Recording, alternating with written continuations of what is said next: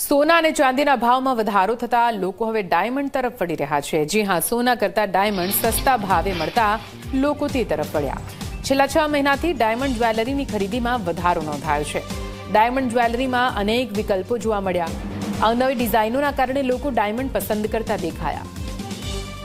સોના ચાંદીના ભાવમાં import duty વધારે કરાતા એ ભાવ વધ્યા છે, ત્યારે ગુજરાતીઓએ એ વિકલ્પ એ દાગીનામાં શોધ્યો છે અને એ ડાયમંડની જ્વેલરી તરફ લોકો વળ્યા છે। અને અહીંયા જોઈ શકાય છે એ ડાયમંડ શોપ, ત્યાં લોકો એ ખરીદી કરવા માટે પહોંચ્યા છે, કારણ કે સોનાના ભાવ એ પ્રકારે હાવ બોલાઈ રહ્યા છે। સોનાના ભાવની અસર બજારમાં એક શું આપના ત્યાં પણ એક ગ્રાહકી વધી છે ડાયમંડ શોપની અંદર? હા, ચોક્કસ।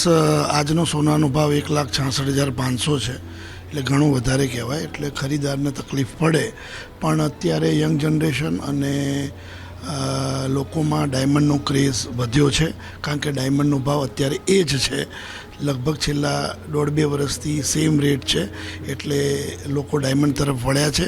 બેન, શું કહેશો? એક મહિલા એટલે આભૂષણ એ ચોક્કસી હોય અને એમાં ગોલ્ડ અત્યારે ભાવ વધ્યા છે, તો કઈ જ્વેલરી તમે પસંદ કરો છો? ડેફિનેટલી અત્યારે ગોલ્ડના ભાવ વધી ગયા છે, એટલે હું અત્યારે ડાયમંડમાં સ્વિચ કરી રહી છું, કારણ કે ડાયમંડ જ્વેલરી મને ગમે પણ છે। ડાયમંડ જ્વેલરી ઘણી પહેરવામાં પણ ઘણી સરસ લાગે છે ગોલ્ડની કમ્પેરમાં। આ રીતે લોકો જે છે એ ખરીદી કરવામાં લાગેલા છે। ચોક્કસી બજાર બદલાયું છે, પણ માહોલ એક જેવો જ છે। બેન, પ્રસંગોપાત ખરીદી કરવા આવ્યા છો કે રૂટીન શું? ખરીદી જોવા જ આવ્યા છે। આ સોનાનો ભાવ વધી ગયો છે, એટલે ડાયમંડમાં આવી ગયા છે અમે। એમ સોનું અત્યારે નથી ખરીદ્યું, પણ આ ડાયમંડ જોઈએ છે।